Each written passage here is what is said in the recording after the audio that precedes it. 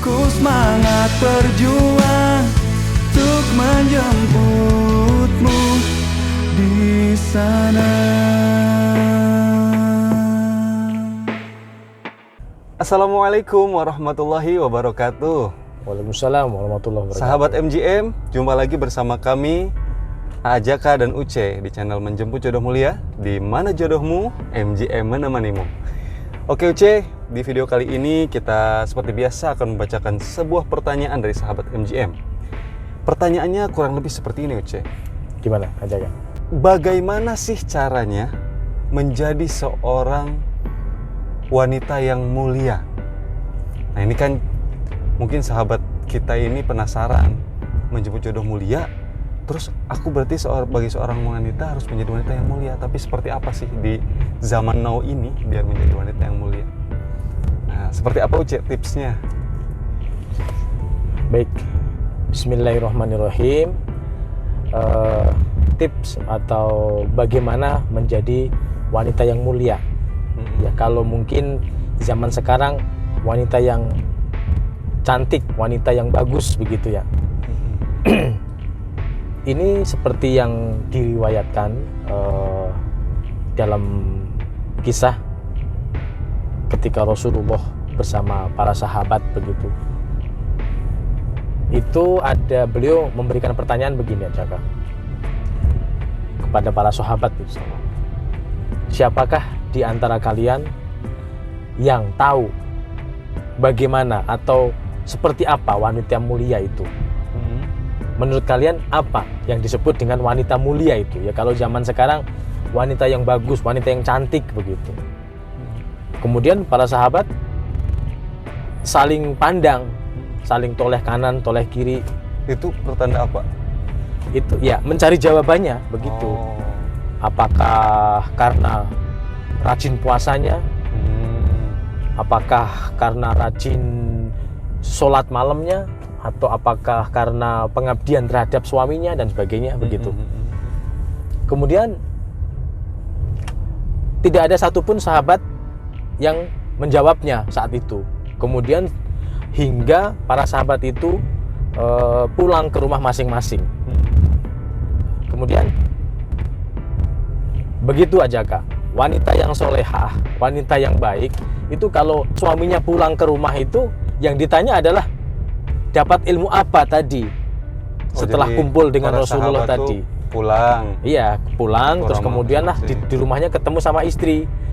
Sayyidina siapa?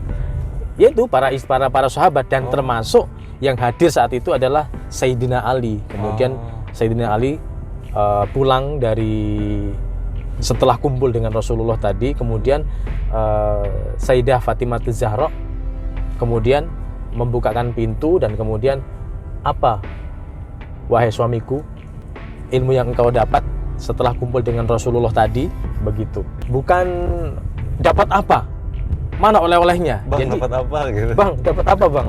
Oleh-olehnya apa Bang? Jadi wanita solehah itu salah satu pertanyaannya begitu.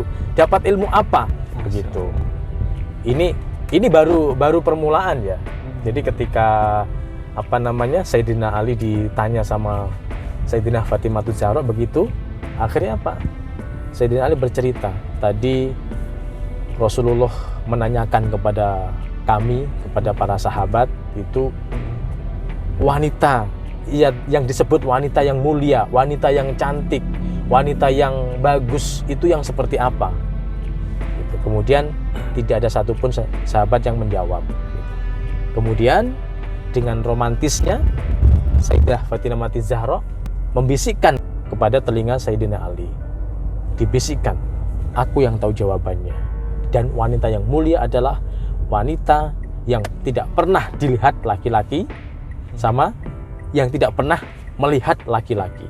Kemudian mendengar bisikan itu, kemudian Sayyidina Ali berbinar-binar, berbahagia, bergembira sekali. Bergembira. Karena beliau sudah tahu jawabannya dari tadi Siti Fatimah Az-Zahra. Nah, maksudnya tidak dilihat itu seperti apa? Kan sekarang orang kan ya ini jangan sampai jadi salah paham ini. Iya. Ajaka. Jadi wanita yang tidak pernah dilihat sama laki-laki Itu artinya bukan wanita yang dikurung di dalam kamar, kemudian nggak boleh keluar, nggak boleh dilihat sama, bukan begitu. Tetapi wanita yang tidak pernah dilihat sama laki-laki itu adalah wanita yang merasa risih, malu, merasa tidak nyaman ketika ada seorang laki-laki selain suaminya itu berinteraksi dengan dia, melihat. Bukan dinikmati begitu, kemudian bukan suka pamer, suka memamerkan apa yang ada dalam dirinya, bukan begitu. Tetapi wanita yang punya rasa malu, wanita yang punya rasa risih, wanita yang punya rasa tidak nyaman, tidak senang ketika selain suaminya itu melihat gitu loh. Dan nggak masalah kita berumamalah, kemudian kita berdagang dan sebagainya, nggak ada masalah. Cuma perasaan itu adalah sebuah kemuliaan. Perasaan merasa malu, perasaan merasa risih, itu adalah sebuah kemuliaan dan itu sebuah iman begitu. Tidak seperti zaman sekarang. Ini ujiannya luar biasa. Seneng malah dilihat. Senang dilihat oleh banyak orang, kemudian sering dipampang di mana-mana, sering naudzubillah. Mudah-mudahan ini semua tidak terjadi kepada para sahabat MGM semuanya. Amin, amin. Itu makna dari tidak pernah dilihat sama laki-laki. Kemudian tidak pernah melihat laki-laki itu artinya apa?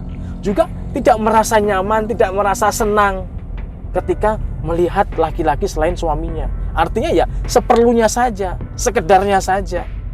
Bukan setelah melihat laki-laki, wow rambutnya, wow kulitnya, wow, bukan begitu aja Kak. Tidak pernah melihat laki-laki juga bukan berarti dia. Bukan berarti nggak pernah melihat awas laki-laki. Jangan dilihat, bukan gitu. Bukan berarti itu, tetapi ada akhlak yang merasa tidak nyaman, merasa risih, merasa tidak senang. Apalagi, naudzubillah, beberapa kumpulan para wanita begitu kemudian membicarakan tentang seorang laki-laki yang bukan siapa-siapanya misalkan. Naudzubillah, itu sebuah akhlak yang tidak baik.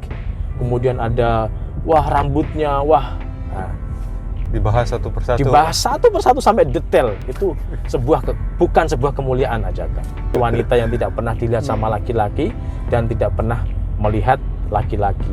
Makanya tadi setelah Sayyidina Ali tadi mendengar bisikan dari Siti Fatimah Az-Zahra, merasa gembira, merasa senang. Karena apa? Nanti pasti besok itu akan ditagih sama Rasulullah lagi jawabannya. Gitu.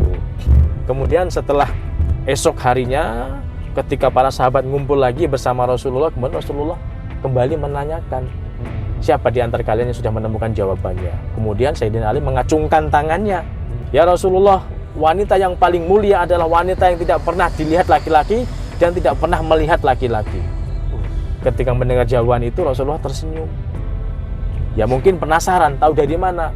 Akhirnya Sayyidina Ali yang memberikan jawaban, yang tahu jawabannya adalah orang yang paling dekat denganmu ya Rasulullah.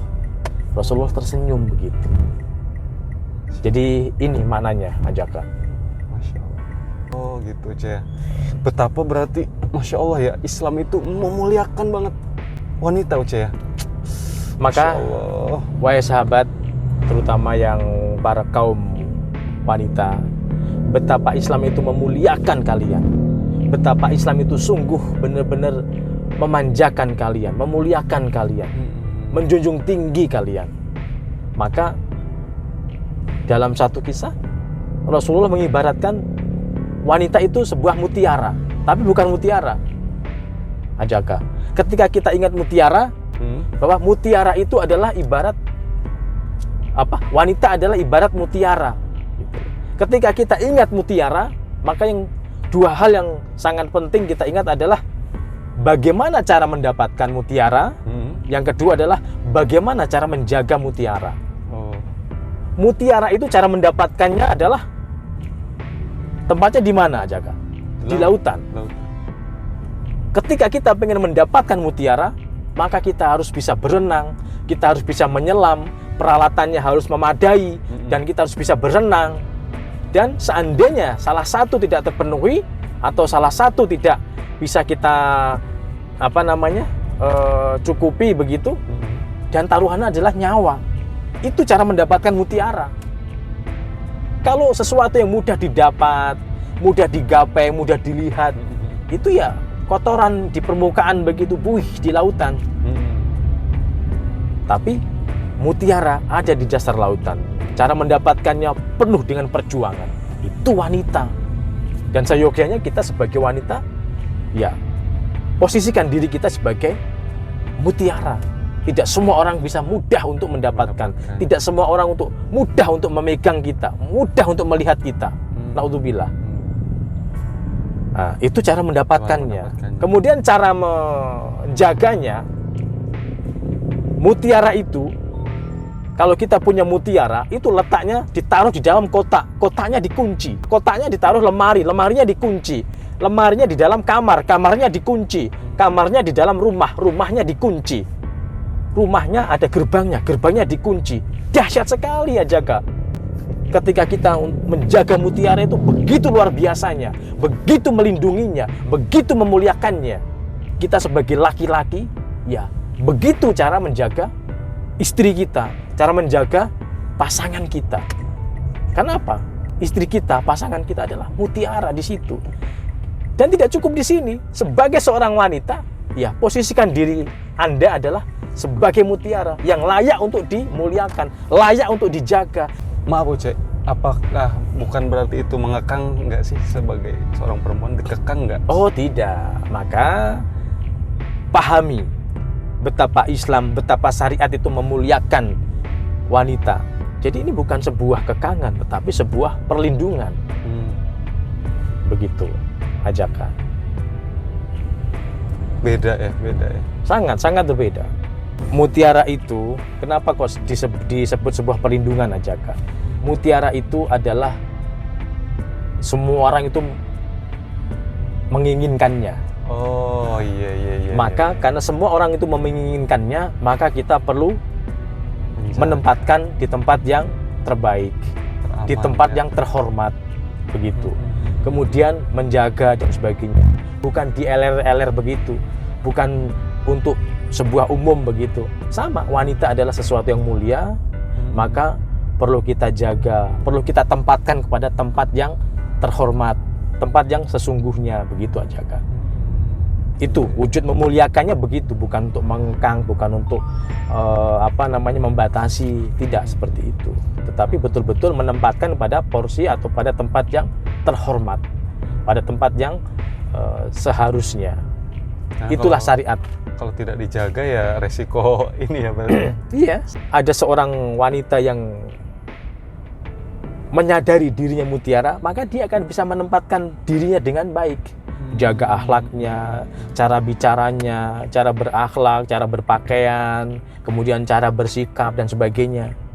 Itulah kalau seorang wanita menyadari dirinya adalah mulia dan layak untuk dimuliakan. Demikian juga seorang laki-laki menyadari seorang perempuan itu mulia, maka dia, seorang laki-laki ini akan menempatkan pasangannya dengan sangat mulia, memperlakukan dengan sangat terhormat, menyayangi, mencintai, betul-betul tulus karena Allah. Itulah, jadi itu harus imbang aja. Masya Allah, baik. Makasih banyak Uce. Begitu sahabat, bagi yang bertanya bagaimana menjadi wanita mulia di zaman sekarang, Masya Allah. Dan penjelasan Uce sangat jelas sekali. Semoga bermanfaat dan jangan lupa like, comment, and share. Seperti biasa Uce, ya, slogan MGM, di mana jodohmu, MGM menemanimu. Assalamualaikum warahmatullahi wabarakatuh. Ku semangat berjuang untuk menjemput